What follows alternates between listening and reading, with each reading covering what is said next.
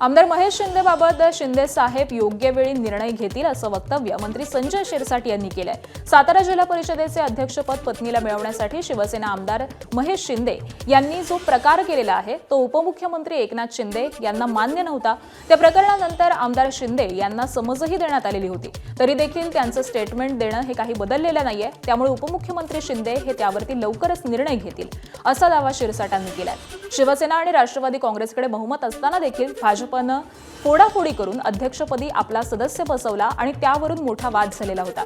त्यामुळे आता आमदार महेश शिंदे यांच्यावरती काय कारवाई होणार याकडे लक्ष लागलंय। महेश शिंदेने भाजप बरोबर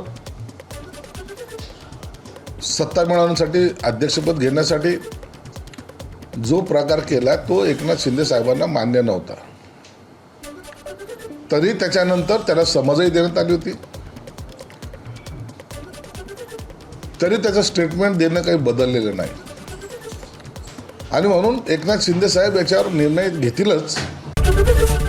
एबीपी माझा, उघडा डोळे बघा नीट।